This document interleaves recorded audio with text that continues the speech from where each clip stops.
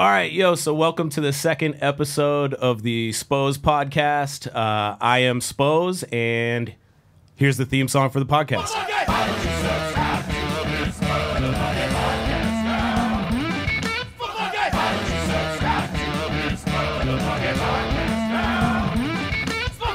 Yo, okay. So I have some guests, but I'm not going to bring them in yet. They're going to lurk in the background for a minute, but... So that is the Spose podcast theme song. The last episode when we recorded it, we did not have a theme song yet. It was like a blank space. I was like, there's going to be a theme song here. And then after the podcast with Jay Brown and Dave Gutter, we made the podcast theme song. So shout out to Jay Brown's lyrical debut, which is Jay and Dave told me. I ran into Dave the other day. We played like this private gig at this advertising agency. Shout out to Via Advertising Agency for paying me to come talk. But I saw Dave Gutter, and he was like, yo, Jay Brown, the whole ride home was just like, wow, man, I never made a song before. He's like, I could get into this. And so the lyrics, Jay Brown, like Dave came up with that riff on guitar or bass, and then Jay Brown was like, why don't you subscribe to this motherfucking podcast? And I was like, yo, that's it. So shout out to Jay Brown and Dave Gutter. As you know, if you listen to my first episode, I open every podcast with a segment I call Review an Album in 1 minute. So I'm going to attempt to do that now. The album I'm going to review, last week I successfully in 1 minute reviewed Beach House 3 by Ty Dolla $ign, which you should go listen to if you haven't. Make a baby to that. But this week I'm going to review the new album Pacific Daydream by Weezer.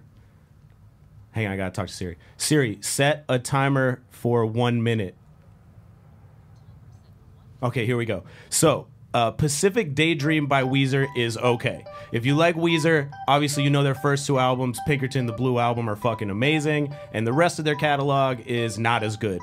However, there have been some bright points, one of them being the White Album, the album they put out last summer. That album's fucking dope. If you haven't heard it, check it out. Pacific Daydream is like a watered down, boring, shitty version of the White Album. It's not a shitty version.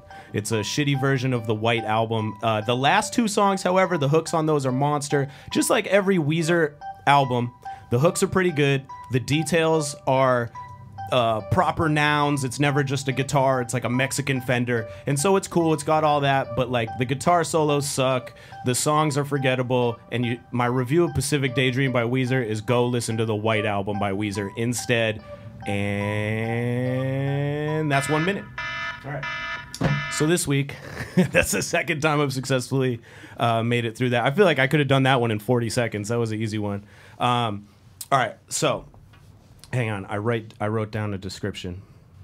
All right, so for the second episode, I thought I was gonna have one guest, but I should have known that guest always rolls with another guest. So actually tonight I got two guests. We'll introduce one of them, and when the time comes, we can bring in our other guests. So my first guest is a rapper, a producer, a painter, a roofer, a skier, a video director, a chef, Wells High School alumni, and my P-Dank Records label mate, my motherfucking man, Cam Groves. Wow, that's an intro right there, man. Right? That's good. I even had a few more titles for you because you're pretty prolific. Yeah. There could be more. Yeah, I mean, you've done other things. Is there any of those that stand out to you that you're like, race car driver? Race car driver is kind of accurate. No. What do you drive right now? I don't, but... Didn't Abby just buy a car? She did, yeah. Hang on, get a little closer to the mic. What do you got? She just copped a 94 Vigor. What the fuck is that? It sounds like a racial slur. 5-cylinder Acura. It's oh wow, okay, so it rare. It's does nice. It kick ass? It's super nice. It's like, well, the thing is, it's like showroom condition, low miles. It's super dope. How do you even find that? Craigslist. Okay. Where you find anything. And it's a 94, but it runs, and it's like showroom. Never seen a winter type. What? Like, it's nicer than my car. Is it from? Did you get it in Maine? A new car. New Hampshire. Wow. Hampton. So you're stoked. Oh, it's super nice. We drove it here. All right, I feel like I should just bring Abby in now. Ladies and gentlemen, Cam Groves' girlfriend and one of the coolest voices in rap music, Abby. Abby, what's your last name? You don't need to tell him your last name unless you want to. Oh, Susain. Do you even know Susain. that? I do, but it's one of those things like my You dad's don't need to girlfriend's. know. It's like my dad's girlfriend's last name. I've heard it like 17 times, but every time I might just forget it. Yeah, no need. Just Susain. Abby. Abby Susain. Yeah. Shout out to Abby. Abby's in the house, and this is your Acura Vigor. Yes. I kind of like the name. Yeah, I call it Vigor. Vigor. Like, do you remember Dan Igor. Vigor? We went to high. Yeah, I went to Dan exactly. Vigor was in my grade. Yeah, that's an actual. No, yeah, that's. But a crazy Vigor last is like name. a noun. It's like I something you remember can him. He have. moved to Kennybunk. Yeah, he did move to Kennybunk. I Shout out didn't Dan like- I Vigor. didn't like- Is he alive? I don't know. I didn't like my neighbor, who was like my best friend as a kid. Like hung out with him at daycare, so I always like didn't like this Dan Vigor guy. Just because Like he was from the friends jump. with you. Yeah. Yeah, just because he was friends. I think that's a perfect transition into one of my first questions for you, which is, well, it's not even a question. It's just I just want to set the table of how me and Cam Groves met, because Yeah, that's a before good I ask one. my first question, because me and Cam Groves became friends over Eminem in art class when I was in 9th grade. Cam was in 10th grade. However, or just music in general. I think we were. Yeah, I 'Cause knew you went liked and saw, Slim like, Shady. Weezer. I think you went and saw Weezer. Ironically, you went.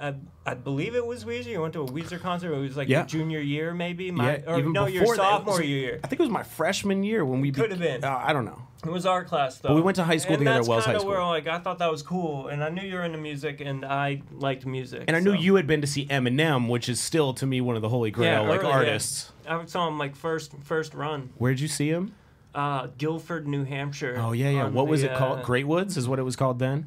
Damn, my gosh, shit! I forgot the name of it. It It's used to be named the same called- thing. It's still No, Meadowbrook. no. Meadowbrook. Farms. Yeah. Now it's called the Bank of New Hampshire Pavilion. Oh, okay. All right. I know so that it 'cause- was Meadowbrook Farms, and I saw Ja Rule and Ludacris there like a few summers later. It was So- dope Those are though like because legendary shows. like So Eminem good. did this as like a side gig on the Up in Smoke tour. So like he was out with Dre and Snoop and all the, but they hit Boston like the night before, Yeah. and like Eminem being the up and comer, he had like side gigs that he would do in other towns. Like This is like Marshall Mathers LP. solo. Yeah, right after the Marshall Mathers LP. Is he in dropped, like the that orange summer. overalls chainsaw, Yeah, like or the did he whole- leave that at the, whole Up and like Smoke? giant middle fingers on the side of the stage? The whole same stage get up and everything. Only I've it wasn't still- the Up and Smoke tour. It was just Eminem solo. I've still never you know who seen opened Eminem. for him? Who? Was, Mr. Liff. Oh, I should have guessed. Mr. Liff. Shout out to Yeah. Mr. Liff. Mr. Liff has It's now like been a mentioned on local- both of episodes of the Spose podcast. Wow. We'll see if we can keep it going. Episode 3. That's cool. I end up tying it into every episode. I'm like, so You your should thoughts force on it Boston now. MC Mr. Liff, Susan Collins. You No. should just force it in every conversation. But I wanted to say, like, you were saying, like, you didn't like Dan Vigor just because he was, like, homies with your best friend.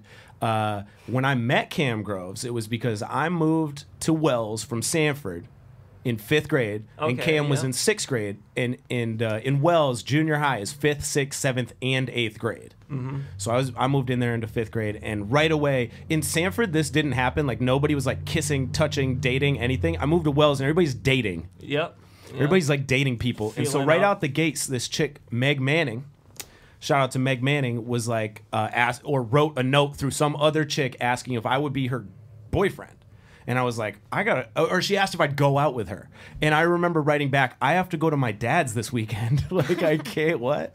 Like, I don't think I can. And then I didn't understand that meant like beer. But anyways, what I found out was like Cam Groves, this kid in the grade above me, had dated Meg Manning. In 4th grade. In 4th grade. Yeah. Yo, that's So I wild. instantly hated him. Like, I was like, oh, fuck, this Yo, older that's- kid. I had no like, idea about any of this, man. That's so funny. But also, it made me think she was so cool because I was like, damn, she dated a guy in the grade above us? yeah, man. You want to know a quick story about that? please. We never talked because we were like embarrassed. Which is how that we goes. were dating. We were embarrassed that we were dating. Like, it was weird. Or like boyfriend and girlfriend. We just wanted the title, obviously. It's 4th grade. Yeah, yeah. And so like we were just too embarrassed to talk to each other. So like recess consisted of like trying to like avoid each other but trying to talk. but to like, it was look, so but you're weird. like, yeah, that was my whole relationship with Meg Manning as well. I hope her current relationship is not like that. And then she cut her hair to look like a girl on some TV show. I forgot what, like Party of 5 or something that Yeah. was popping at the time. Like the short hair. Mad short. Yeah, yeah. And I broke up with her.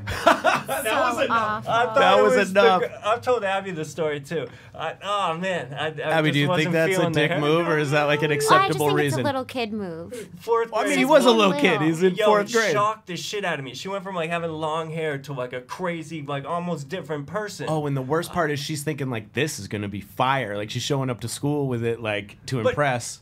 But like I remember back in the day thinking like she was pretty cute, you know. It was Meg Mang was nice. hot Yeah, in fifth grade when I was 10. When I was 10, I thought it was the man because I moved to school, started dating her. I didn't know that. Like, I didn't talk to her like the whole time either. I didn't know in the grade below me was like a thing that we had. Well, I knew who you. Yeah, I knew who you. I knew who all the older dudes. You. Yeah. Even like McClatchy, even though he was little, like Mull was like intimidating to me. Casey Butler, all those dudes. Like I was scared of all those dudes because you guys are all in the grade above me. So we eventually bonded over Eminem, you know, in high school. We became friends pretty quick, you know, still homies as we're growing to be old people. But today, go ahead. Even before then, I rapped with like Derek Bolden and Gary Bolden. The Perilous Pair. Yeah, the only black family in Wells. I think they might have got me into rapping. Like I think I Well, made my first this is rap the song thing. because I heard them rap. I remember chilling at their house one day, and Gary's like, "You got to check this out." Who was the older brother, and he played beats, and I was like, "These are dope!" Like, because he had like recorded, because he had back in the day he had like the computer which he could record his own music and stuff, and I thought that was mad impressive. And then I guess they were your beats that you had sent him. Oh, and I was crazy. like, for real? He's like, yeah, dude, he knows how to, like, basically he's like, he knows how to use the computer. You know? And I'm like, well, oh. I ended up, bro. I mean, I really think I've said this to people a million times. Like, I think the main reason that I was able to turn my career in rap into like my job is because I'm good at computers. Yeah. It's because absolutely. I can cut I've out known everybody. that. I can I've cut known out that. everybody. Like Yeah, I don't need yeah, anybody yeah. to do my artwork. If Yeah. I don't need anybody to record me. I don't need anybody to make my beats. At the end of the day, I know I'm not great at any of that, so I do know people are better. But like back in the Early day, off, you were Gary advanced, Bolden. I Well, feel my like. dad was a computer nerd, you know, and so when I moved. Even before I moved to Wells in 5th grade, I had made websites in 4th grade, like in HTML. Yeah, that's crazy. Typing code. You did my MySpace because I didn't know how to put a background on it. I mean, and so what you're talking about, Gary Bolden and the Perilous Pair, they hit me up. I was a ninth grader. I was a freshman, and they were Gary was a senior, which for him to even speak as like the only dude. cool black kid in school to come talk to me in the computer lab, I was like, bitches, like guess who's And back? you gave him a disc with beats, like a floppy Well, he gave disc. me their CD. Yeah, And I remember going home and listening to it, maybe by myself. And I was really into music at the time. I already liked rap music, but like he gave me the CD, and I just remember being like, "All right, it's pretty good," you know. And did you rap on it? No. Okay, yeah. But I remember rapping with them. I remember like, Derek Scal rapped on was it. the other Scal, Perilous yeah. Pair, Shout out to Scal. And he also was a senior at the time, and I remember going to his house up the road from my house and like rapping with him. So like Shout out to Sal Lorello, also his sister who was in your grade. But I mean, I wasn't like recording. I remember when they put together the record, they had like Acid or some computer program that recorded it. Yeah, that's what so I was gonna say. They asked me if I would make their artwork. Yeah. So I did. I made it in you were- Photoshop. I made I even made like the text gold, like no limit, like you know, like a no limit cover. But I remember asking Gary when I gave him the CD, the artwork, which I must have put on like a floppy disk. I don't remember what I gave to. But I remember asking him, what did you use to make the beats and what did you use to record? And he told me Acid and Fruity Loops. Yeah. So right out the gate, I mean, I bought a mic I think I already had like a shitty mic because we were in a band. Mm-hmm. So I already had a mic and I already had a computer and I already knew how to download programs legally, illegally. So right away, I remember making the first beat that we rapped on, me and Sticky One. Nerd skills, man. Nerd skills, man. I'm telling you, like rap. I'm telling, like, get your nerd skills up, Dude. Like you don't even need to be that good, and if your nerd skills are great, like you're gonna win. I'm like envious, man. I didn't start to like You got nerd 2000 skills, though. Yeah, but that all started like 2010, and like thank God for YouTube, man. Thank I know. God. That's one of my questions I wrote down for you was literally it goes, tell me about the University of YouTube and its effect on your life. Oh man, it's all I do. I mean, we're already there, so it's tell like me my about it. official it's like my official platform for entertainment, I would say. You know, like I subscribe to a lot of people. It's like TV in a way. But you also learn from it, right? Oh, I mean, absolutely. I mean, you're telling me about shit. I mean, your nerd skills in some levels, even though you started way later, some areas have far eclipsed mine. For example, like if I'm talking to you about like mic compression or like, you know, we both use Logic Pro X to record our music, make our beats, and I'll ask you shit, and you're telling me. Well, that's it. Shit, I have no idea about because you learned it on YouTube. I've learned as long as you know what you want to learn, it's easy to find out. Like, so you just type in Logic Pro X, what you want to learn, and then it'll tell you. So I don't know, it's very easy. I mean, I did the same thing with Final Cut, like learning how to make videos and edit and stuff. It was like something that was way out of my league, 2009.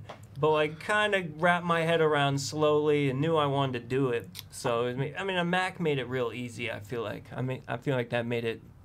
I actually just saw Jerry today, like 3 hours ago. I was at the main mall and I saw Jerry, who sold me my MacBook at the Apple store back in the day when you got a MacBook around the same time. Yeah. And Jerry's the reason. Shout out to Jerry at the Mac store is the reason I use Logic. Because I was like, I need to make beat, and he recommended it. I remember being like, no, dude, you need Pro Tools. That's what we all. I was like, I need Pro Tools. Like, I'm a big time now. I was like, I just signed a deal. I was like, I need Pro Tools. Come to find out, like, it would have been hard to really compose unless you bought like a million other suite. A ton of plugins and shit. I mean, I'm happy to be able to use Logic and record like on my laptop, like in the car, on a plane. Like, I don't need like.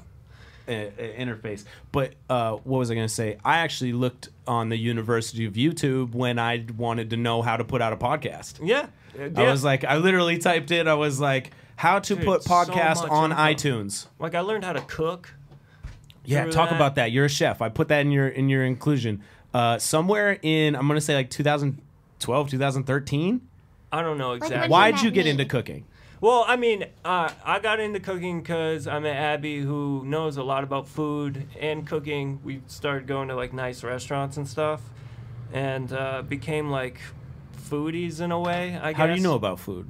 I just like it. I think my like whole family cooks. I've always had really good food. It's always been like important to me to have good food. It's on another level than like how my family cooks. Except for like Italian food. Everything else my family doesn't care about. So it's just like Christy bland. For me is like, I don't think I ever had any sort of foodie food in my life till I met Christy. Or just I remember different ingredients that are like outside of the box ingredients, not just like your steak and potatoes. It's like I literally knew like my kids, like my daughter Lily, even like my daughter Ivy, who's 4, turns 4 in a couple days. Wow. She knows foods that I'd never heard of till I was like 26. That's a good sign. Like that's good. Like even like spices. Yeah.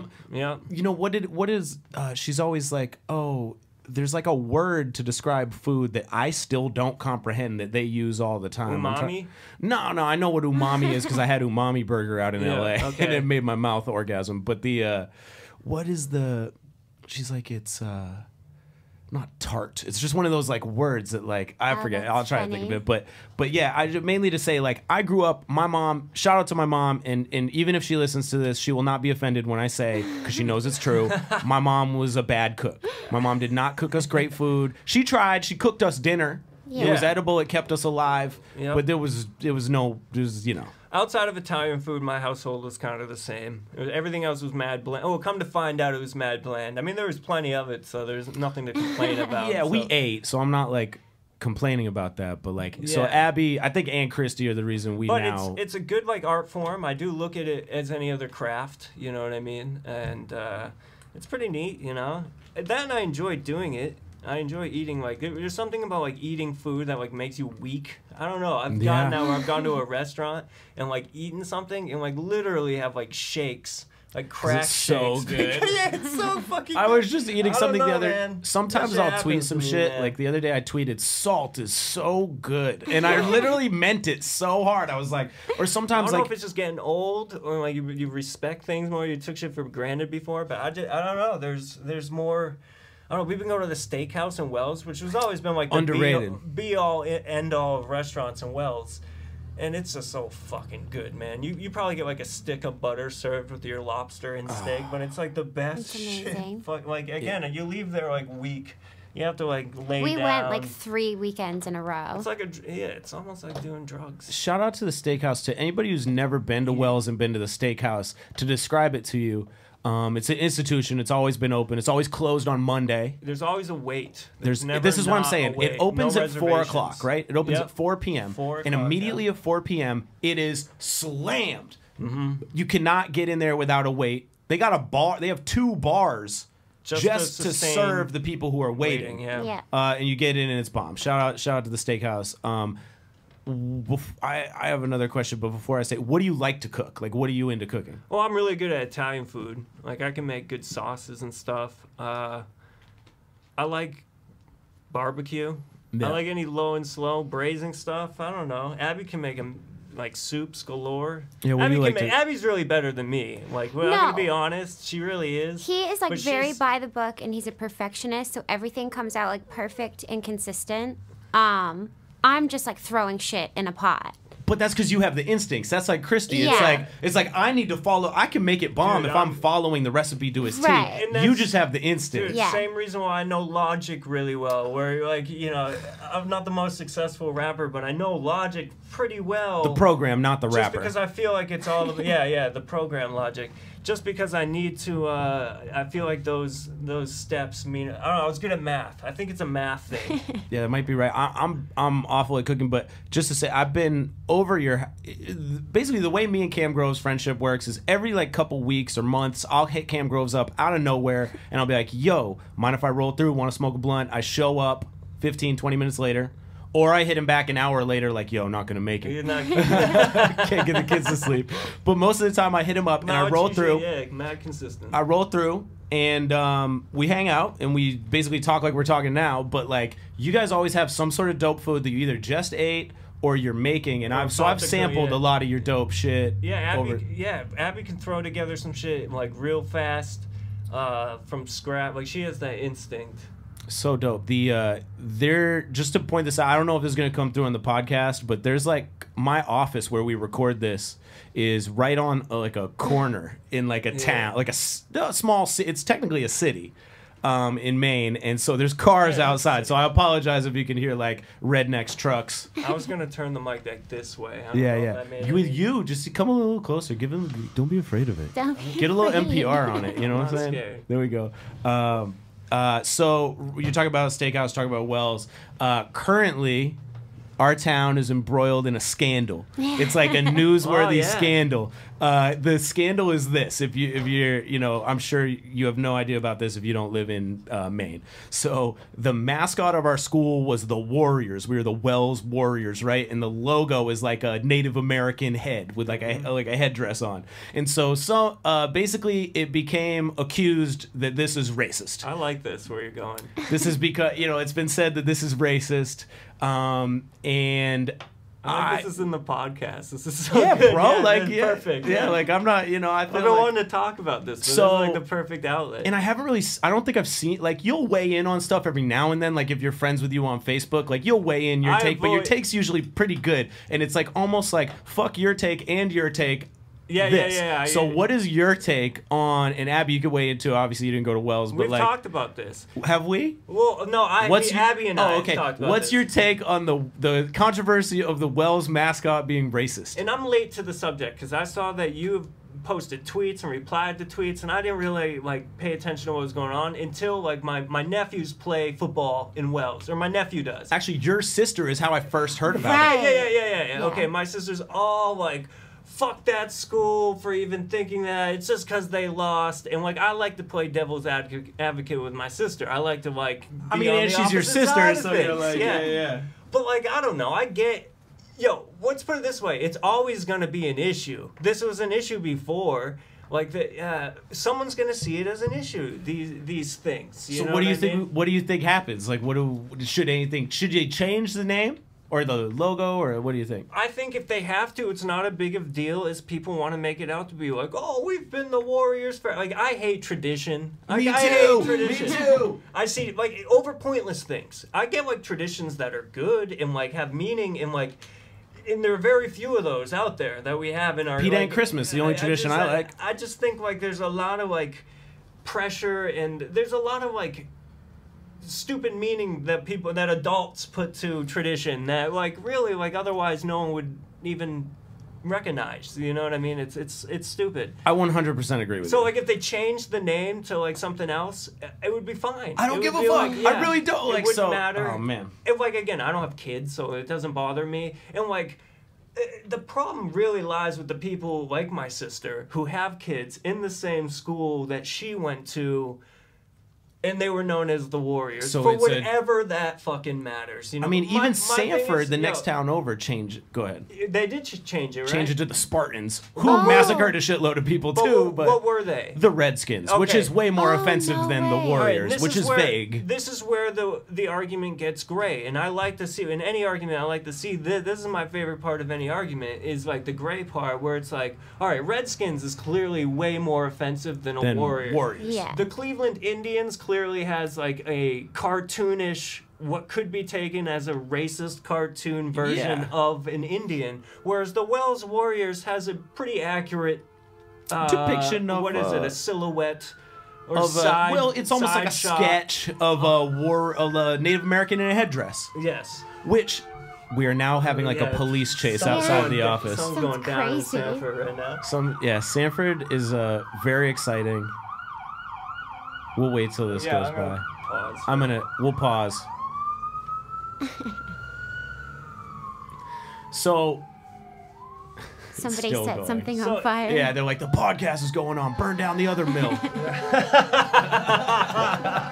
Quick. There's been a lot of that going on in Sanford. Arson's up. Like, this is Wasn't just there, like, a excessive. You house hear that this? went You hear up? this horns? Didn't the house go up down No, and the then a street? couple houses, like the Yeah. heroin drug house Yeah. went up.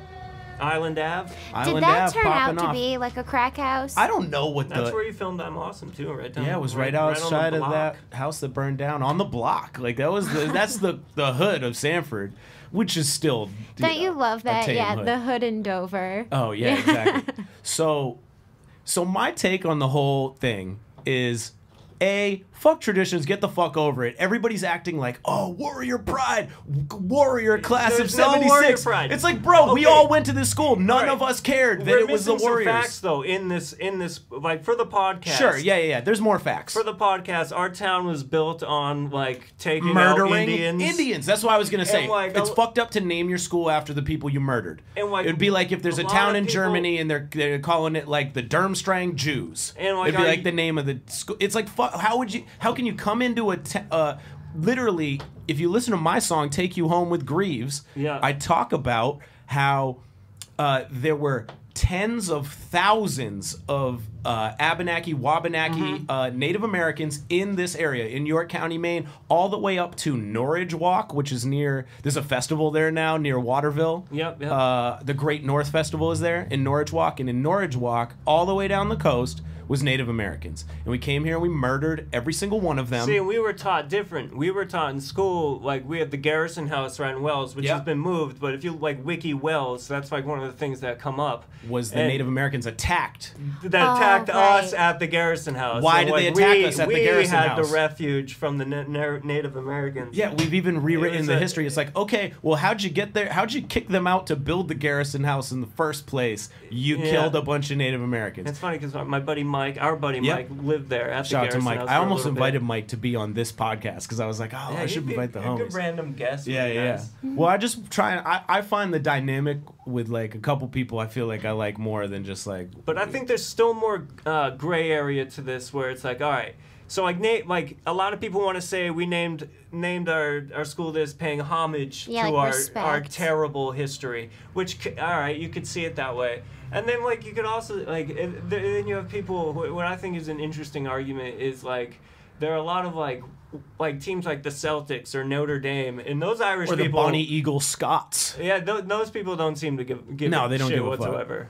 You know what I mean? So I I mean- mean, it's really like how I don't know. I don't know either. My overall take is like, get the fuck over it, old people, and Well- just change the name to something Right. else. Well, Like, my who thing cares? is, if it's gonna be an issue every 4 or 5 years, which it almost has been at this point since Yeah. I've left Wells, it's been an issue a few times. Yep. People want to change the name, so Yep. they just ought to do it by now. So it's no longer like just get past it, so it's not an issue. Plus, I like wild blueberries. Like Wells Wild Blueberries, I like that a lot. There's a main... We changed the colors and everything. It'll be blue now, not red. Yeah, why not? Fuck Kenny. That's like Kenny Bunk in New York, though. I'm cool with a color change, but I don't know if blue is acceptable to me personally. Yeah, all right. Did you see the suggestion that the name should be changed You to? held on to the color.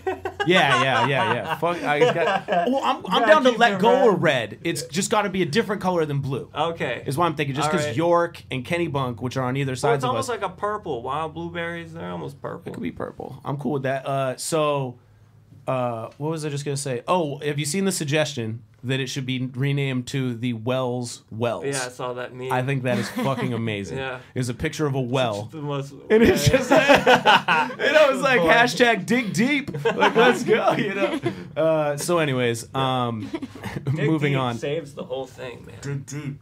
So I think that concludes our thoughts on the Wells High School Warrior mascot. So the last time I saw you, I'm pretty sure, was about a month ago at Album in a Day. Yeah. Could you talk about the Album in a Day and your involvement in that process? Oh, it was super fun, man. Super dope. Right away from the get, as soon as I got there, it was like celebration, yay. And then Shane rushed me upstairs to the open room, and we set up a booth. And then from there, we went to town, and it was sweet. And I was in that room, like this tiny little, what is the vocal booth of Studio B. So like it seemed like each studio was broken into 2 studios in the place. Like you had an entire working studio in the vocal booths, and that's where I was. And it was fun, man. Yeah, it was wild. Throughout the process, I mean, we worked on the second to last track, Give It Up, produced that.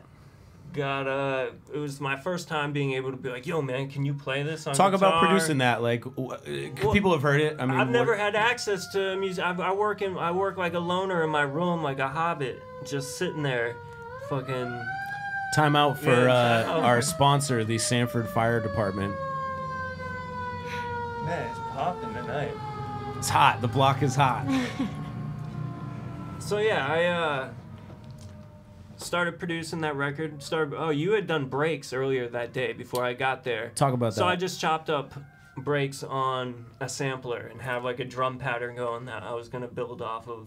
From there, like Shane got a bassist in there, then we got guitar in there, and then we had like Jay Spin and Shanghai lay down just like scratch vocals to work with. It was a process I'm not used to working with because I'm used to just doing everything by myself. So it was so neat having like people, anyone you could grab at your disposal. yeah, absolutely. To describe this to the listener, Cam's not like sitting there dictating this to some guy at the computer at Pro Tools. Cam's literally on his laptop.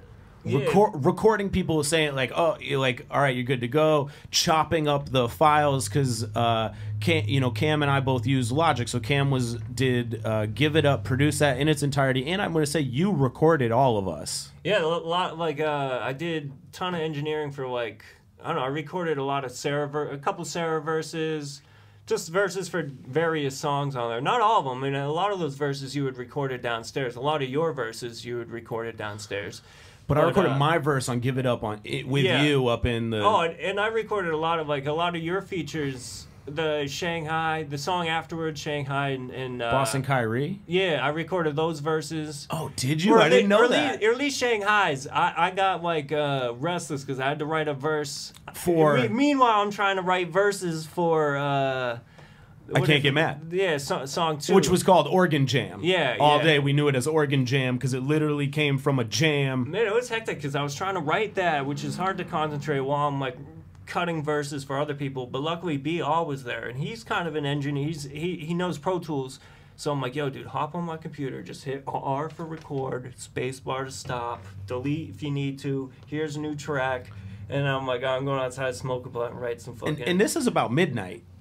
Or yeah, 11 o'clock, 11:30. Yeah, right around then. Because we started at 10 a.m. Abby showed up at 11, and this was right after Abby had shown up. Wow. And like, to anybody who doesn't know... I've been there since 11 that day. I showed up... you guys started at 10. I showed up at 11.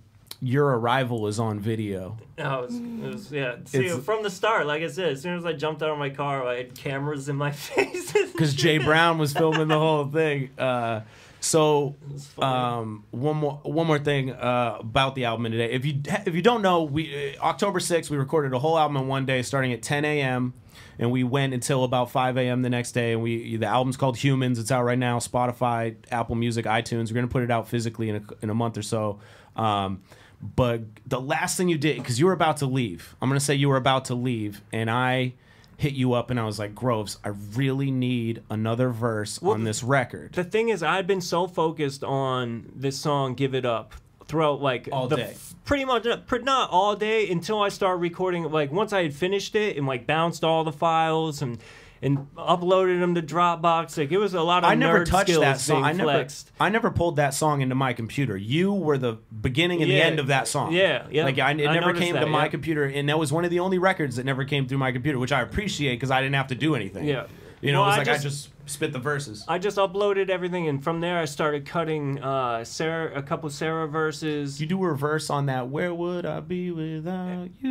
And there's another Sarah verse that It didn't make it. Didn't make the album because I Yeah. never heard it, and it ended up coming and it was down to crazy. Oh, like damn, it was I gotta hear it. We might need like to the put out instrumental like was wild. I feel like a wide, and she like I don't normally rap over this, but this is what I got. It was pretty. It was It's like pretty good. metal almost. Or Yeah, something. yeah. I've it was heard. It was pretty wild. So no one ever gave me the Sarah verse. Maybe you have it, but my whole I've heard thing the. is I didn't hear any of the instrumentals that were being made in any of the other rooms. Yeah, like yeah, I was yeah. so unfamiliar, other than the song I was working on or the song that was being made in the room next to me.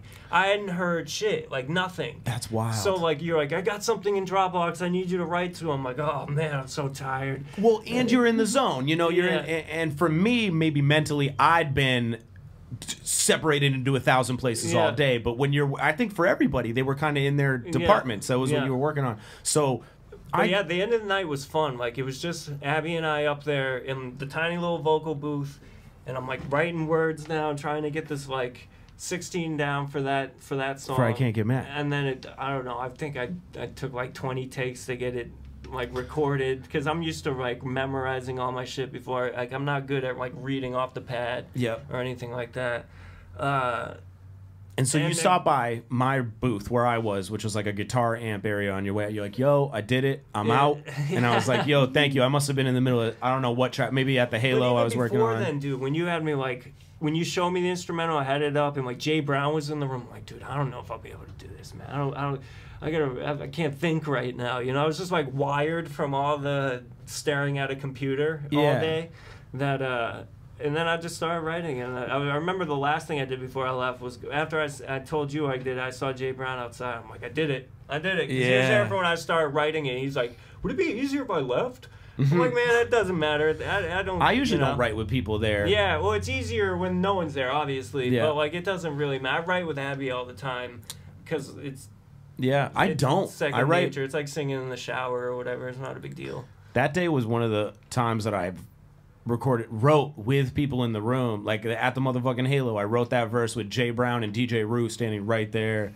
But I want to talk about I Can't Get Mad before you go, because you gave me that track, and like a lot of you recorded your verse and you bounced, and I stayed, you know, a couple more. I stayed till 5, and you did your thing and you let me know, and it wasn't till 2 days later when we mixed the record with Kevin Billingsley, who did a fantastic job mixing the record. John Wyman mixed the song Humans, and Andrew Jackson, but Kevin Billingsley mixed the rest. Yep. Yeah. And so Kevin and I See pulled the dude up. with a beard? Yeah. Yeah, all He's right, in. cool. He was in the band Too Late the Hero. Still all is. right. And Yeah, he so- was in the studio next to me. Yeah. the So whole day. Kevin and I get together to mix the album, and he pulls up that song, and I'm like, "Here's the Cam verse." I'm pulling it up from Dropbox, and that was the first time I heard it. It's was crazy then. that you were mixing an album that you didn't. That I even had. Well, you know parts what it to. comes down to. I've said this to people before. Is like the only reason I was so confident in pulling off the idea in the first place was that I trust everybody I brought in. Yeah. So it's like if Sarah told me she's got a verse on "Where Would I Be Without You," Yeah. word, I know it's fire. I don't need to even check Yeah. it. Cam told me he got a verse on "I Can't Get Mad." Boom. I don't need anything else. And so, I heard it, and I was just so like stoked and struck by where you went with it, because I was saying to people in the day when the day started, I was like, the easiest thing to write is the thing that feels like a secret. It feels like you're telling somebody a secret, you know, and that's what I tried to do with that record too. I was like, here's some of my here's some things I might not admit. I recognize that, and like my only way I can like I saw the angle you took, and my only thing that I can really compare that to, honestly, would have been when you got signed. I loved it, and so it's like, you know, it's an honest feeling. So it's not like, and I remember telling Jay Brown this when I was starting to write the verse upstairs. I was like, you know, it's the only angle I can take. What did Jay say? Is like the shit I can't get mad, other than the normal shit that I get mad about like fucking. He's like, dude, that's the best. It's the truth. It's so real, and I was so stoked when I heard it, and I was just like, man, this is cool. And actually, even leading up to the album in a day, a lot of my material was like getting like real, not to say confessional, but like I was like telling secrets. Well, and when you're I don't know, under the clock, I feel like the way to make the most interesting thing, if you can't like think of that genius wordplay and like stuff that you can't think of on the spot, like, you know, you just come up with and write down in your phone and then put into it. Like, you have none of that luxury where it's like, you know, months of thinking. So it's like you kind of have to go with gut, you know, like when writing.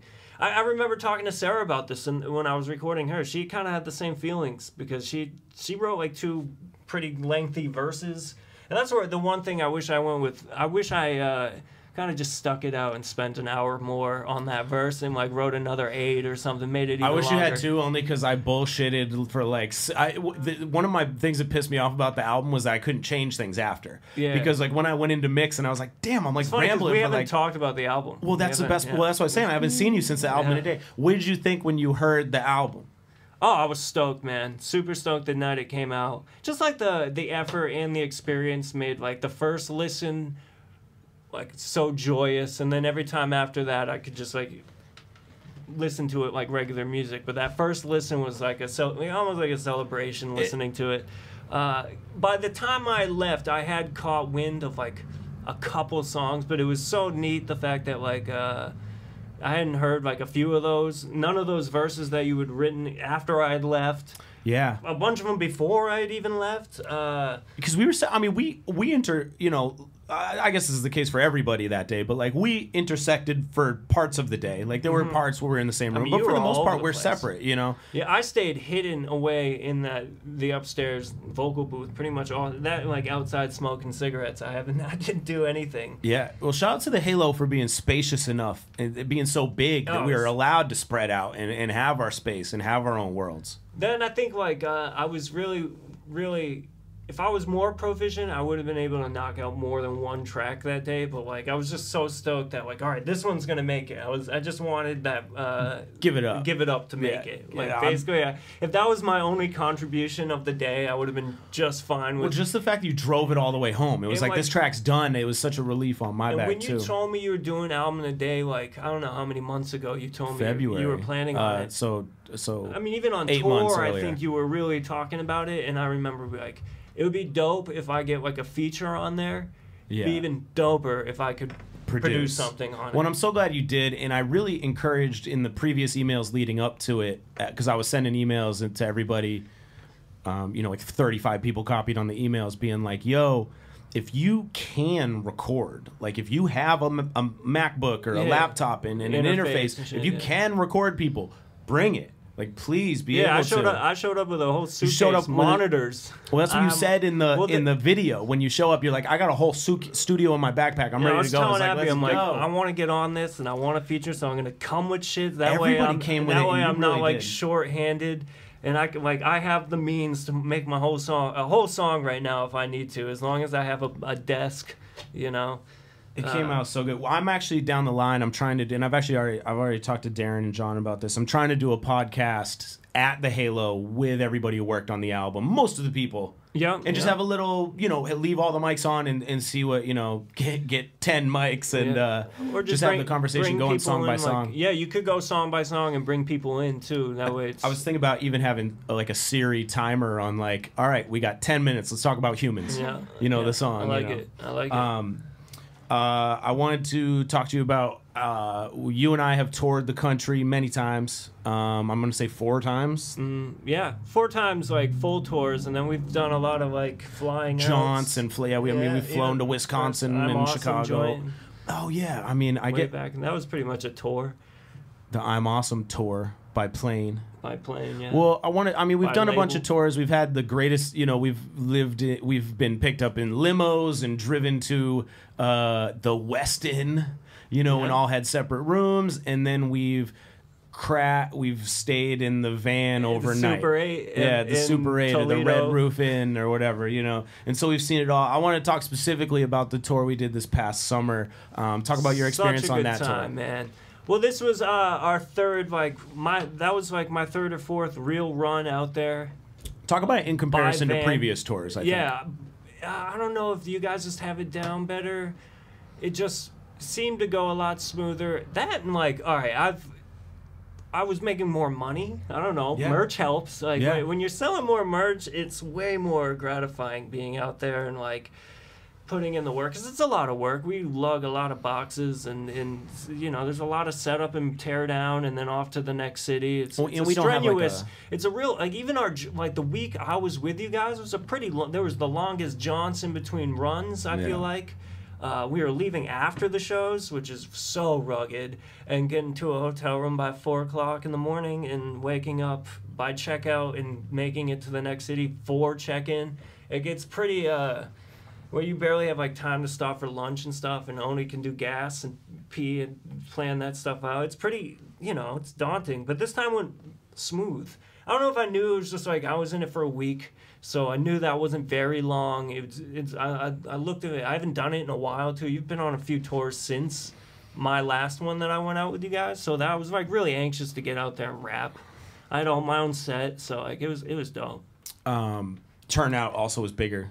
More people. Yeah, exactly. The turnouts have been larger, and that goes hand in hand with merch being a lot better. But your description is accurate. We don't. Our turnouts. Yeah, we don't have right. a tour manager. Let's put it this way: we played the same place in Toledo probably about 4 or 5 times now. Yeah, and Frankie's. we sold it out this time. We sold it out. Which is a testament to persistence, And we I remember we played Frankie's in Toledo. And you when probably I'm been there Awesome 8 came times. out. Yeah, we played it when I'm Awesome came out. Yeah. And there was, I'd say there were not that many people there that time even. There was that time wasn't the worst. It was the next time we came back. Yeah.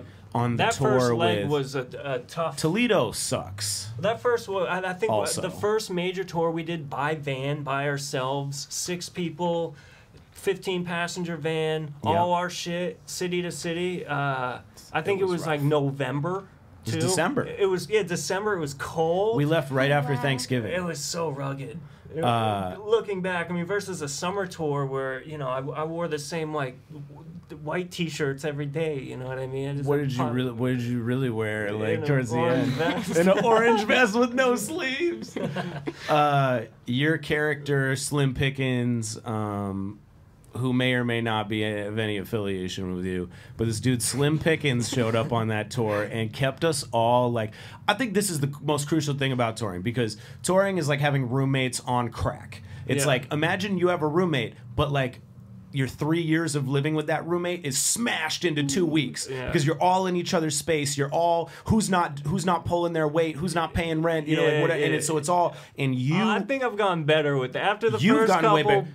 tours, I've learned touring dynamics pretty well. I think one of the most crucial things, and I learned this on my 2014 tour when I toured with MC Lars and MC Chris. We brought Chad Wilner along. Shout out to Chad. And Chad just talked in this Mark Wahlberg accent that made it, we couldn't, and we also talked like Necro, the rapper, he had a Necro impression.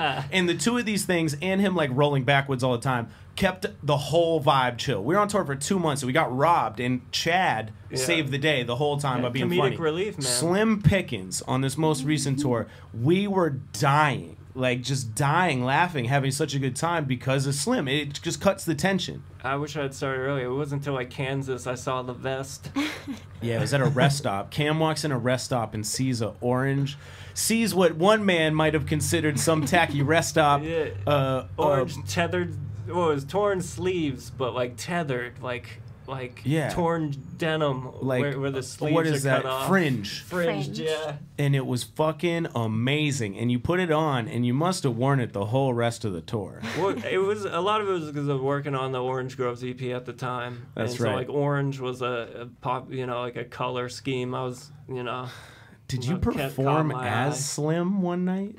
I did Salt Lake City because Salt Lake City. No, it wasn't even Salt Lake. It was Logan, Utah, the worst show of all time.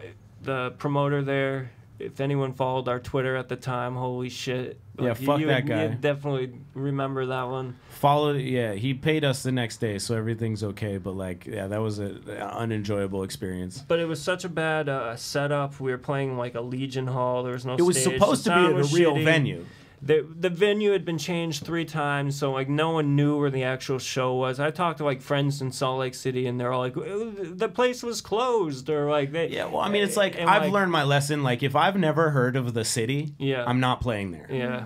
I mean, I'm, like as somebody who's like Well, I just know decent 'cause- at geography, like if I haven't heard of the city, I'm not playing there. I just know because I lived in Salt Lake City for many years or many winters rather, and basically people that live in Salt Lake City don't leave Salt Lake City. They don't go up to Logan. Like very very seldom will they go up to Logan, Utah, or down like Provo or some other place in Utah. I've had a great time in Salt Lake City because we got a lot of homies in Salt Lake City. so You lived fun. in Salt Lake City, so you know a bunch of it. Your brother, Austin Groves, live out in Salt Lake City. I actually talked lives about there. your brother this morning. We can get into that, but I was just telling a story. He's a wild man. He's a wild man. Shout out to Austin Groves. He's got his own song. We made a song about him on We Smoked It All He too. loves it, man. He loves that song? Yeah, just like Casey Butler loves the song I wrote about him on We Smoked It All. Oh, what's the Butler song called? Just Smile, Homie. Just Smile, homie. Yeah, shout out to Butler Butt. Yeah. Butler Butt, I can always tell when he's feeling single because on Facebook he's got like the selfie, like you know, flexing shirt off Yeah, with Austin the kids. does. Yeah, it's funny because Austin would do the same thing. Yeah, his is like kind of like a pouty selfie. Austin it's like does have the single pouty- people on Facebook, man. It's like you can always tell how single they are. The You know, at a joke certain there. time. Yeah, I'm gonna stay with Christy forever because the day I post some selfie that's like with my shirt off with my kids, I love I'm my gonna be like, brother, but on Facebook it's like, yo, dude, what do you do? I love my Just brother funny. too. Maybe, my like you my said, brother it's actually just- keeps it together on Facebook. Maybe I it's think just it'd like be you more. said, single people. It's single people. Yeah. They're just trying to snatch a fish, man. Just Yeah. trying to catch a fish. Got to I put the forgot what bait that out was there, like, bro. Man, I forgot what that was like. Yeah, I'm not envious. No, man, that's like the worst part about it. Selfies. It's got to be Selfies. the worst part about being single. I'd be sending dick pics to everybody. I'd be like, oh man, Jerking off. I'd be in front jerking of- off in front of everybody who doesn't want me to jerk off. Dude, okay, so this is like a thing now. Like I literally, so Louis C.K. just got I outed. know, man. I And, know. That and hurt. Louis C.K. I'm I not like a love Louis, diehard man. Louis fan, but like I've watched some comedy love of him. his. Yeah. But like, Love him. when But I'm not surprised. Here's the thing, alright? though. Here's the thing about these dudes who are being Harvey Weinstein, Louis C.K. These dudes who are being outed for jerking off in front of chicks who do knew? not want to see them jerk off. Who knew it was a thing? I didn't even know it was a thing. I guess back in the day, it was the rave, man. It was all the rave. You Really? just fucking jerk off. Everybody's in front of Dude, like I unsuspecting don't. women. But here's the thing: is like this is not like Channing Tatum jerked off in front of like you can imagine. I just course imagine not. these dudes' penises being so gross. Disgusting. Like they're like Louis C.K. sounds like looks kind of Oh, fat yeah. and hairy. I When envision I- it being so gross. I'm so offended by the penis When I of these first men. heard about Weinstein, I didn't really look into it because it didn't surprise me. I feel like, Yeah. oh, that's kind of what I expect from Hollywood. But like then I started looking into like the actual stories, and it just seems like he doesn't know how to hit on women. Yes, Like, dude, He it's just like- doesn't know how to like drop a line. Like he goes for you know Like it's like, bro, okay, swings so for the fences if you every read- time. If you read the Weinstein, it's like Weinstein invited me. We went to dinner for professional, right? Like a Yeah. reporter. He gave me his hotel room to finish the interview. So I show up at his hotel room and now he's jerking off in front of me. It's like, bro, you missed 16 steps. Yeah, Like you just missed the go step for of like, gold, you man. missed the step of like, sit down, ask her where she went to college.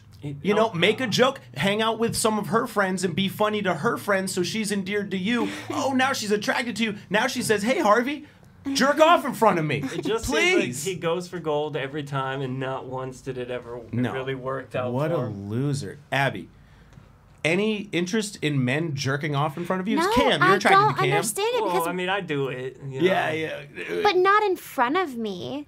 Everybody like, jerks off, but you're not like, yo, Typically, it's watch the me. other way around. Yeah. I would understand, like, I want to watch you take a shower, not watch me, not like a big Yeah, fat these guys- man. Tell them. That's To watch crazy. me shower, that's some crazy. That's totally crazy. I just don't get it. It's like, bro, like, need to turn that switch off, like know, in your brain, like you need. I don't get it. They must be living with some sort of birding, if that's like the type Well, of shit it's like they the type need. of dude that I like think it's- wants dudes to are get inherent- hurt or That must something. be hard to be satisfied. I think when you're dudes like are that. inherently gross. Like I think Yes. it's by default dudes are gross. Like Oh, if I you're know. not gross, I know dudes are gross. if I'm you're a not dude. gross, it's like you are fighting.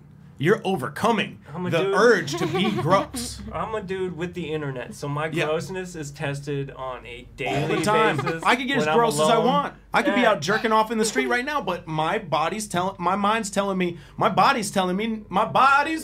yes.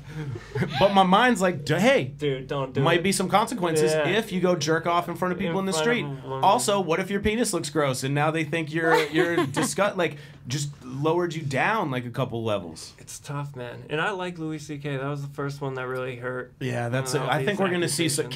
Kevin Spacey was like a fucked up one because I Yeah. watch House of Cards, I watch He American Beauty, He but like basically admitted, he's like, I can't deny that I these can't de- allegations He's didn't like- happen. If it did, I'm sorry. I forced. Do you see Louis' Plus, I'm gay statement? now.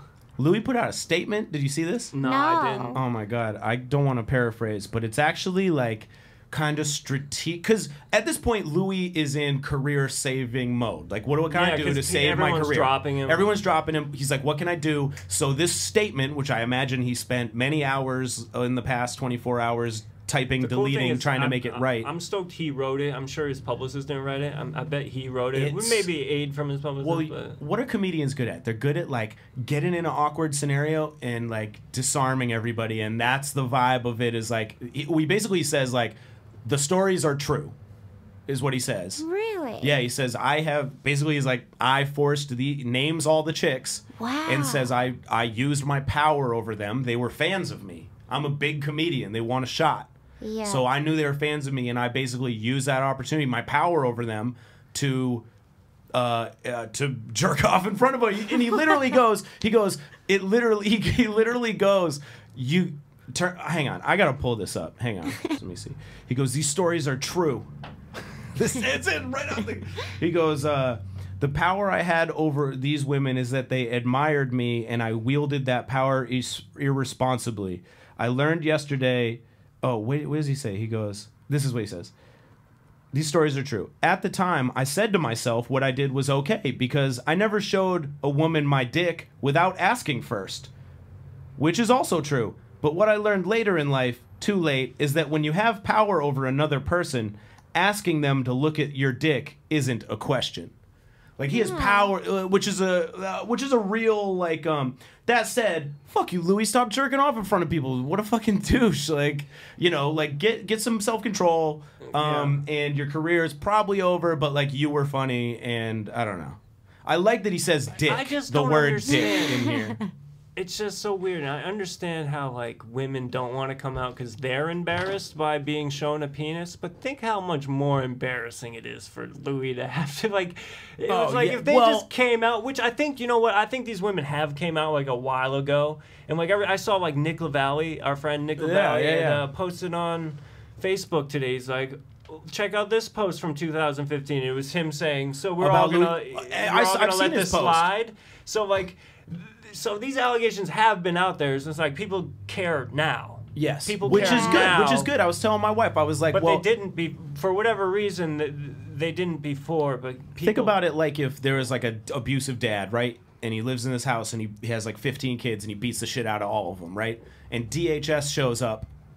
And they're like, so squeals. what's going on? Yeah. And all the kids are silent. And then one kid is brave enough to say, young Weinstein is brave enough to say he hurt us. Yeah. You know, and all the other kids now feel, which I think is great. I think, yeah, they feel like they can say something. So shout out to these women because this is like some brave shit. But this wouldn't have happened without the whole Weinstein thing. Well, I right? think, yeah, I agree. I mean, I think you're gonna see some more I think you're gonna see some. You're gonna see some. I just please don't let it be Kanye.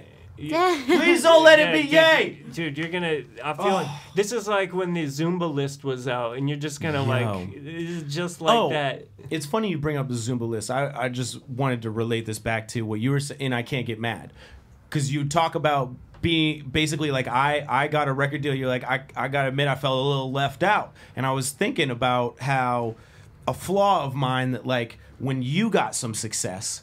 I got jealous. I almost wrote another verse like after I started. Like I was because you made this song called "I Wish I Knew" about the local prostitute, Zumba prostitute, and you're like, I wish I knew, and it became like a thing. Like it got a ton of views real quick, and everybody was interviewing you. You're on Huffington Post, you're on all this stuff, and I remember feeling jealous. They're like, damn, Cam's about to eclipse me. This pissed me, and it's like, what is that to feel jealous of your friends? It's like it's like a weakness. nature. I think that's definitely human nature. Yeah. Just like Maybe I just if your felt like it interests are the same.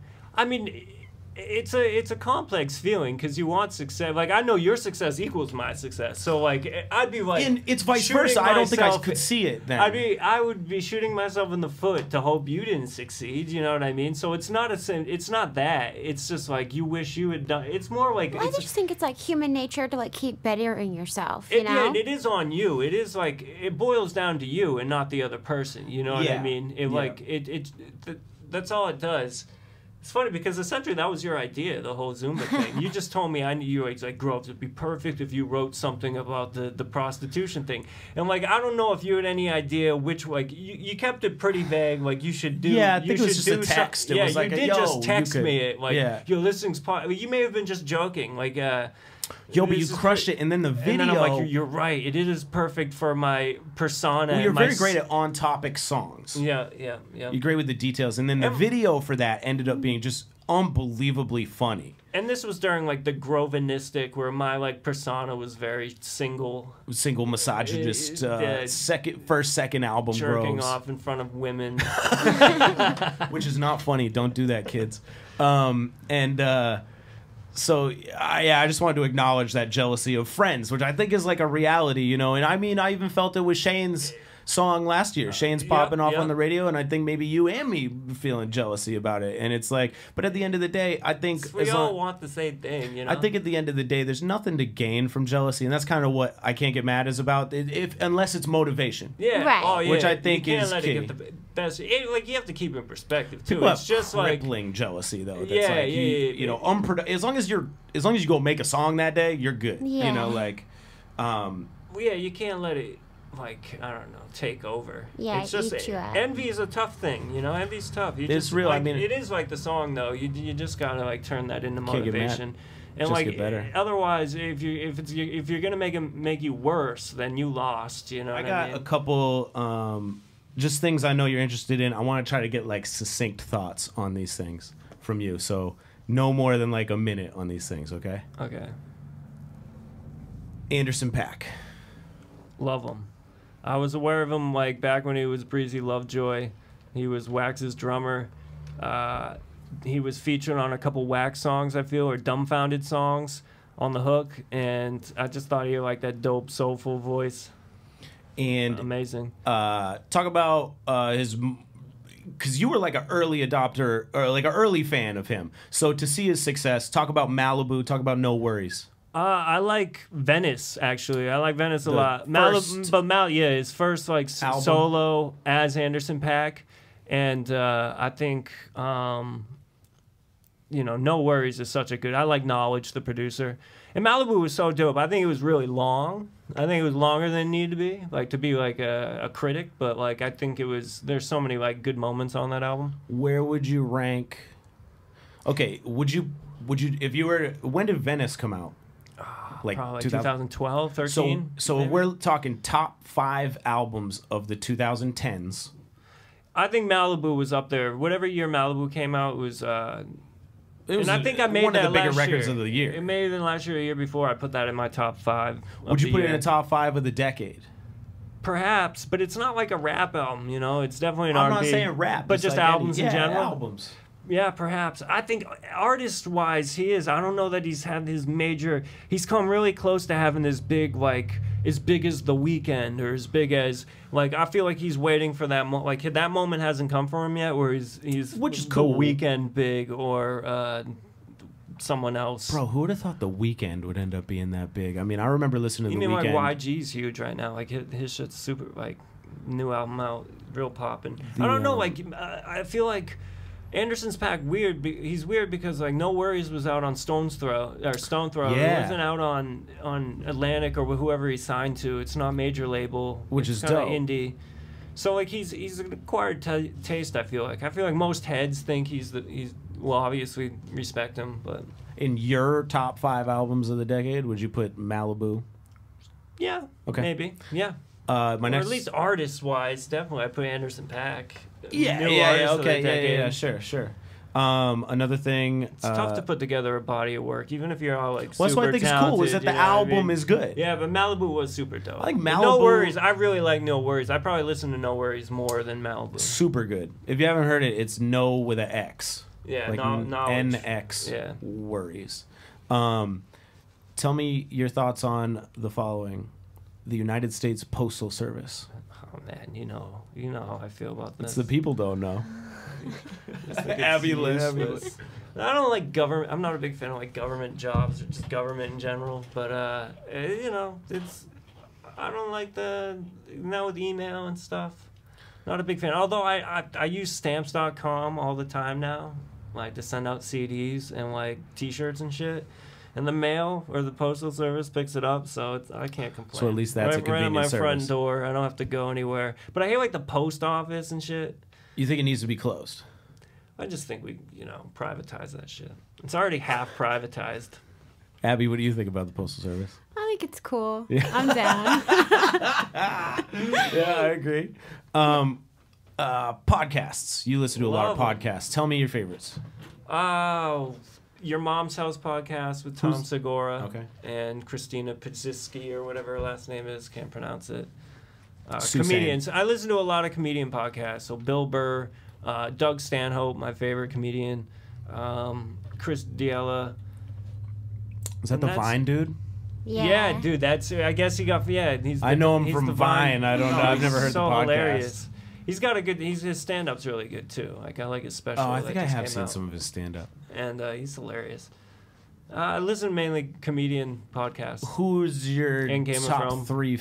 And Game of Thrones podcast. That's one of my other things. But who are your 3 favorite comedians right now? I know you've been to see some. Well, Who I you been mean, to see that you were excited about? Stanhope's my favorite. Yeah, this is hard, man. I mean, Yeah. you got like your Chappelle's and your legendary, but I like Chris D'Elia's probably my number 3 pick, number 3 pick. Tom Segura's real funny. That's 3. That's 3. Yeah. You can stop there. That's good. Talk about Game of Thrones. You and I and Shane Rise and Channing. Goddamn Chan, who's no longer with us, have a group text. Yeah. Talk about our group for text. like 2 years now. Yeah. And I don't even like group text, but this is like one of the few ones that I like and will participate in. It's funny. But I like Game of Thrones because I've like which serves no purpose now, but I read the books as you did. I did. And at one point that like you had some inside knowledge to what was going on in Game of Thrones, and you could We did because we read the books. Go on about a scene more and be like, well, in the book this happened and blah blah blah blah, and you kind of have more of an idea what was going on since the book has ended. I mean, if you want to talk about Game of Thrones, since the book is ending, even though this year was so spectacular watching Game of Thrones, but I feel like the writing has taken a hit due to big money Trying to get the plot. Yeah, and they're really rushing it. They're really rushing it. Like they could take their time. But they took their time with the first like 4 seasons, and now they're like giving you the end in what was this most recent season one? and a half. It wasn't even a full season. season. It was 6th or 7th. I forget. Six There was one seasons. season where you were like done with Game of Thrones. Yeah, well, you had in our group text. I think you're like, I'm done. Like they're so far from the book, it's bullshit. And I think since this season where we don't have the book, I think you were able to enjoy it a little more. Yeah, where we don't have the book, and I To can't compare it wait to. till Winds of Winter to come out. Dude, I can't wait for hopefully this year. fucking book. And but I don't know. We'll see. I mean, the storylines will probably ultimately end up in the same space or in the same spot. But like, Yeah.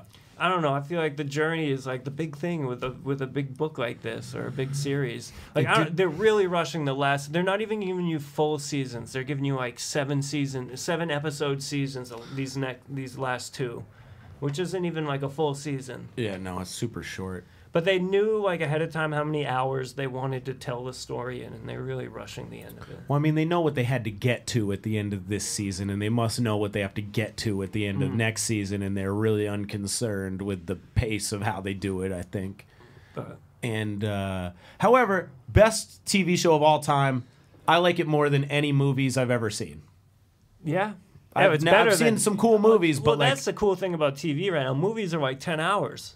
You know, that's exactly. all it is now we get like 10-hour movies, and we break them up into episodes. That's what like TV is now. TV is movies. Well, you know, like I realized Twin Peaks wrote that.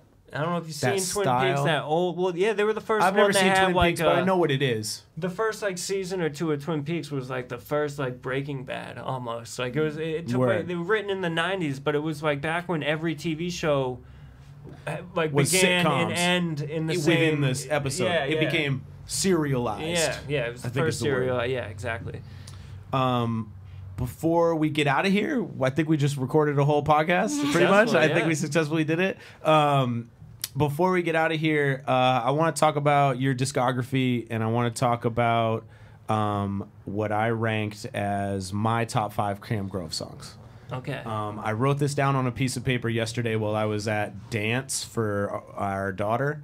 So I don't have the paper with me, but I think I remember them. These are maybe in no particular order. These are my 5 favorite Cam Grove songs. All right.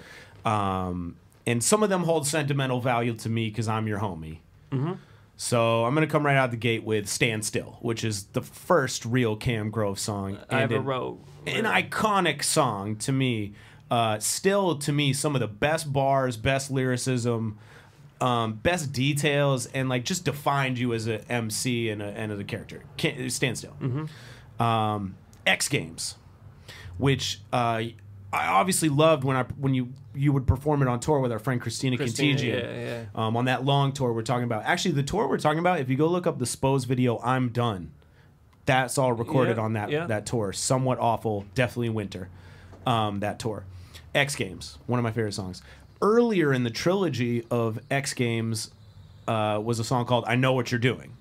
Yeah. Which is another one of my favorite Cam Grove songs.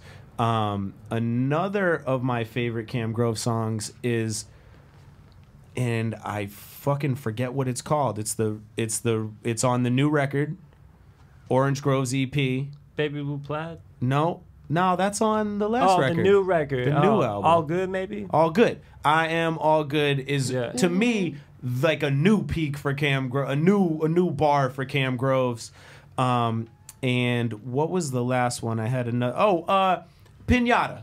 I put Pinata in there, not so much because I'm on it, but because it's an iconic song, because it always pops off lives, and because you produced it. Yeah. It's like it's still one of the best beats you've ever made, I think, in my mind. I like that you do that even when I'm not with you. You'll do like a small bit of Pinata, or you always play some Pinata. Yeah, you That's always throw banger. it in the set list. So I mean, we made the video. Or I like that you'll put it, like when I have when we have a show and I'll open for you, you'll put it in your set. You know what I mean? So you come back out and do Pinata. Yeah. I mean, so tell me your take on those songs. Pretty accurate. I mean, obviously you could throw other songs in Still there. is like my debut song. You know what I mean? That was the first song that I wrote like a hook to and had 2 verses that fit on the same beat. And like I originally wrote, instead of the one on my album, I originally wrote that over a Jake 1 beat.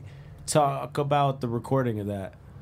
At Music Town or whatever? No. Or what is it? The original OG. Oh, yeah, man. I remember I was living at Lytle's house at Tannic Road, and I remember I'd finished writing the hook, because, of course, that was the hardest part of anything back in the day, writing a song.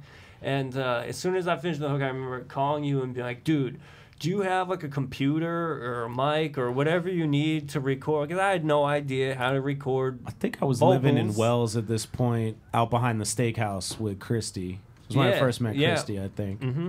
Maybe she was pregnant with our first kid. And again, I had no idea how to record vocals, and you came over with like a full desktop and like monitor and shit. Like actual like giant PC tower and I lugged upstairs, and I was like, no, guys, it's good. Yeah, the first demo of Stand Still.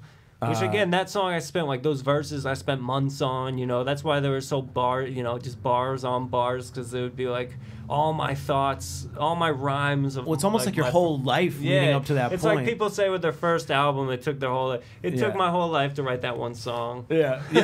Well, yo, but you used to write bars. That we should take that back. We made a song in high school called Mike Cancer. Yeah, and even before when I was then, in high school, I had like loose leaf paper with like mad verses on it that I, and lost or I remember whatever. reading them or you spitting them to me because I used to sleep over at Casey Mack's house down by the beach, and your family rented like a beach house next door or owned it. I Across don't the know. street, yeah. Across, yeah, and so in your room at the beach house was these loose leaf papers. I remember reading one about you. You were pulling out. You had.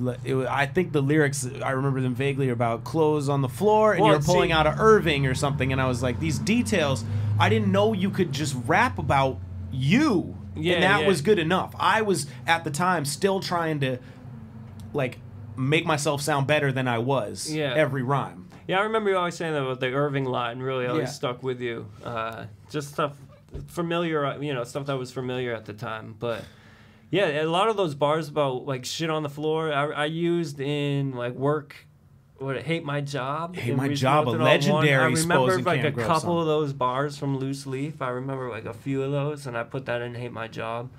I got a 9 to 5. I got to be there at 7, bitches. Bow, bow, bow. Yeah, man. Yeah, X Games, I know what you're doing. But I still feel like my best work's yet to come. I mean, I agree. That's what people. I This next agree. album I'm working on is gonna be. I've heard a lot of it. It is fucking fire. There's actually one song that I'm hoping to get on that you send me that is maybe your best song I've ever heard. I feel like my next one's gonna be the one. Your production's really on point too. One thing before we get out of here. Talk about. We've talked a lot about our 2013 tour. I think it was 2012, 2013. On that tour were two friends of ours, Mike B and Jay Karen. Can you talk about Mike B and Jay Karen and their influence on you as a producer? Well, Mike and Jay really were the first people that I went record shopping with who were into like making beats on MPCs and stuff like this. So like going record shopping with Mike and Jay will get anyone into producing. I mean, obviously I'm a rapper, so I want to learn how to make beats because I don't want to pay for beats. I just like to be able to make my own. I like to be able to do that. And so like when we went on tour, I didn't know much about it. At least the first tour we went on, I didn't know. By the second tour, I was like copping records with them and like same. I mean, I caught the bug. You can't hang out with them and I bought a turntable after the first tour and stuff. So like they really got me into like sample based hip hop and like going out there and finding what you want to look for, what labels made the dope jazz music back in the day, which labels had the good funk and soul acts on it, what time period, who played what on drums, and just like they have so much knowledge in that. And like I'm into collecting things. I'm down to collect things. I still play Pokemon Go. That's how down I am to collecting shit, man. Like, I like collect. I mean, my office, if you look around, is full of shit I've collected. I'm a big collector. I don't know what it is humans that like to collect. Jeez, Abby. Sorry. I'm just kidding. But and so to this day, a lot of your production is sample based. Yeah, until like this very next album, like this album, this one I'm working on now, it's been a lot of like I learned more. But basically, I create whatever I'm learning at the time. So I've learned more about like chords and just being in key, Abby, being able to like compose in key. Talk about living with Cam and him producing all the time. I mean, obviously you've been. Did you ever see anybody produce records before? No. And so you've watched a lot of it. Talk about like just producing and rapping and just like kind of observing the Cam Groves. Well, it's interesting. We basically live in one room, which is like a bedroom / studio. Yeah. Yeah, it's crazy. He's very thorough. It's like he's a perfectionist. And once he gets in the zone, he's in the zone. He's making music. Safe to say every day? Every day. Yeah. At least a little bit. Yeah. A little bit. He makes a lot of time for you. You guys are one of my favorite like couples of people because like you didn't impede Cam Groves at all. Like Cam Groves is almost like accentuated rather than when someone gets like a girlfriend and it like ruins them. Oh, absolutely. We've seen this many times. That's why we work. I mean, we're going on 5 years now. And I think a lot of that has to do with I didn't have to change this time. Right? The first girlfriend, I didn't have to like change anything. So I mean, that really helps. I think that's crucial. I could just make beats, and you know, she finds it interesting enough. And a lot of times she comes up with good ideas, like when I'm writing and stuff. So, talk about before we get out of here. Can you talk about $100? Abby raps the hook on $100, which was recorded here, actually almost like exactly where you're sitting on that mic. Abby, talk about $100. This is your rapping debut. I had never heard myself before, and I'm pretty sure you had to like rap it with me the whole time. But yeah, it was awesome. It sounded so good. I just remember listening to it afterward, and we're like, holy shit. Were you like, damn, did you know you had a cool voice? Sort of. Yeah. Just because it is something that I get comments on, like, Yeah. hey, nice voice, or, you know, you sound like a little kid, or whatever. Yeah. I saw it as the complete opposite of like, oh, you sound like, or like dismissing it, or I was like, that's a gift. well, I think so too, and she knows. Yeah, okay. And she wants to be like a voice actor. Ideally, if like the world It would be like the coolest job ever. I totally agree. Just doing make, voiceover. like, cartoon. Like, oh, I got an idea for a children's show. I'm Abby. Oh, you know? yeah. Yeah. She's got a I like couple your Abby voices impression. that she's been working on. So bad.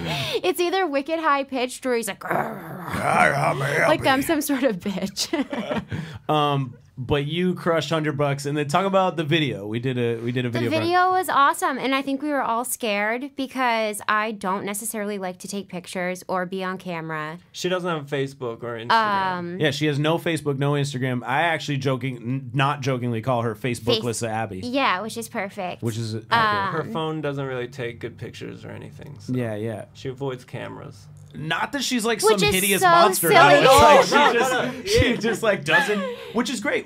I mean, I wish I didn't have hilarious. fucking Facebook or It's Instagram. hilarious. Yeah, I I feel mean, like I I get just anxiety from it. It's funny because she's younger than me, and I figured everyone from at least that like 5 years younger than me would at least be on Facebook. So talk about the video, because I think me and all Jay Brown, surprised. me and Jay Brown to the side were like, I wonder how Abby's gonna do. Right, and I was the same way. Like, am I gonna bomb? But I had done cheerleading, so it was the same type of like turn it on. Yeah, 1, yeah. 2, 3, 4, 2, Yeah. 3. Well, and I was always really like that, where it's like I'm almost somewhat shy, but then, you know, you're performing. So. Dude, and you did, and you crushed it. I just remember me and Jay and Cam, like, behind the camera, we were all like, yes! Like, we were like, oh, we were, like, thought we might need to fill it with something else. Yeah. And you performed, and we were like, oh, Abby's, like, got It's it, totally you know? fine. Well, And she shout was out to Jay super Brown. timid on the way up. Like, there's a lot of pressure Yeah. on me being, like, a boyfriend pressure. Just because, like, the pressure, she had no idea what the hell to expect. You know what I mean? Yeah. It was completely out of, like, uncomfortable for her. But I will say that Jay is like the perfect person, I mean, because he's just such a nice person. He's so like good at making like you a- feel comfortable. That's a great way to put it. Yeah, Jay's, I mean, even, I've seen him work with animals. I've seen him work with kids, and Jay is just like such a calming. He does Check out such the a good first job. episode if you didn't. Jay Brown, wonderful performance on the first episode of the Spose podcast, and his musical performance in the theme song. All right, so before we get out of here, I was going to ask you to shout out your social medias. Abby has none. However, Nothing. I would like to say, when we dropped $100, a lot of people wanted more material from Abby. So I hope I'm stupid for not writing like the dopest Nicki Ghost writing Minaj the- type verse Cardi ever, B, you and know, having her Abby just album. go fucking ape shit on a record. so you can't find Abby on social media, but hopefully she drops some records sometime, because I want them. I know many P Dank fans want them. Cam, tell them where they can find you online. Tell them what to check out. Just search Cam Groves on Facebook, at Cam Groves on Twitter, and then I think it's at Cam Groves P Dank. Cam Groves P. Cam Groves P Dank.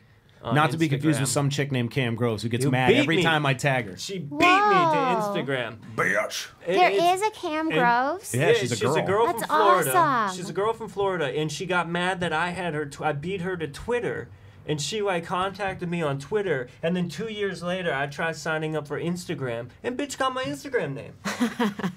I'm gonna hit her up and see if she'll be my guest on the third Dude, I'm episode. gonna like try to I'm buy like, it listen. off her. Someday Yeah. I will try to buy. If I, need be, I will cop that. Just the Cam Groves. I've approached the person who owns @Spose on Twitter. Yeah, because I went through a phase where I became very self-conscious about Spizzy Spose. Like, what a stupid name. Like, I want to get rid of the Spizzy and just be Spose. And even though, like, the homies call me Spizzy, like, that was, like, you called me that back in Spiz, you know, whatever. And Mark Curto still has never called me anything except Spiz, you know? And so I approached the dude, and it was, like, gonna happen, and so I forget what fumble. Grizz. I still call you Grizz. To proposition you to come on the podcast, I was like, Grizz. 6 p.m., you know, all right. So, yo, thank you. This concludes the second episode of the Spose podcast. Shout out to my guests, Cam Groves and Facebookless Abby, SposeMusic.com, and Spizzy Spose on everything else till the motherfucker would give me Spose. Peace. Yo, after Cam and Abby left, I have to admit I totally forgot to put in the song at the end of the episode. So last week I debuted a new song. I debuted Back Down, produced by Goddamn Chan. You can check that out at the end of episode 1 if you didn't hear it. And this episode I've decided to debut another new song. This song is only available here. It's called I Make It Hot, produced by Teddy Rockspin. Enjoy.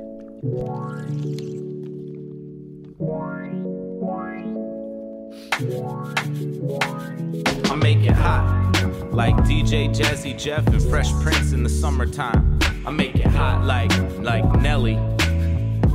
Damn, it's getting hot in here. I make it hot like legs sticking to the shorts and the underwear. Summertime. I make it hot like humans with factories and gas filling up the ozone layer. Around here, I make it hot, so excruciatingly hot. Everybody try to not die. I make it hot like humans in a room with the door closed, breathing out carbon dioxide. I make it hot. It's irrefutable. You'd be foolish to have doubted that. That's about a fact. Cause every morning I wake up, I start a billion cars and run them till they're out of gas, then fill them up again. I make it hot like potato skins with bacon bits. Hot. I make it hot like naked chicks. I make it hot like 9/7. I make it hot like today's temp times infinity with high humidity. You can't get rid of me. What's that? I'm here, bitches. This oil derrick, this oil barrel. Come here, children. While the oil drip in the dirt, I make it hot like hell, but here on earth. I raise the Fahrenheit and Celsius till it fucks with the seas.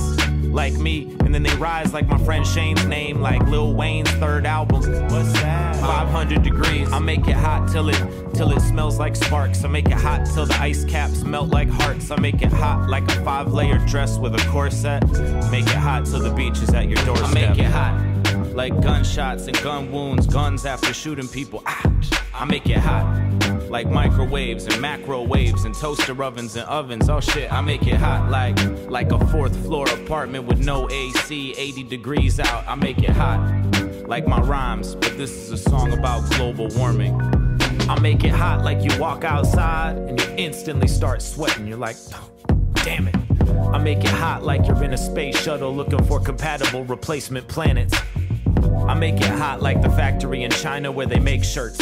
I make it hot like I hate Earth. I make it hot like I hate my children. I make it hot like barrel bombs dropped on civilians out in Syria. You're hearing the truth. I make it hot. I make it hotter than it is right here in the booth, with sweat dripping to my forehead, creating a reservoir on my eyebrows and dripping into my eyes and stinging them. Till Big Ben's poking out of the water, the English Channel overcoming both France and England. Carnival cruises had better build another Noah's Ark. Cause I make it hot like flames rising out the floorboards. World War, go outside to our designated spot. I make it hot like my wife on a Saturday night when we got a babysitter. Goddamn, I make it hot like my laptop on my lap at the beach or my feet on the blacktop. I make it hot like humans and cars on the highway parked, but the gas still coming out the back. I make it hot. LA morning with the carbon rising off sunset. Can't tell if it's sunrise or sunset. What's the sun, Dad's what my son said. I make it hot like everywhere I go. How fast I destroyed this planet, it's a miracle. No icebergs left to kill DiCaprio. How far can a polar bear swim? How far can a polar bear swim?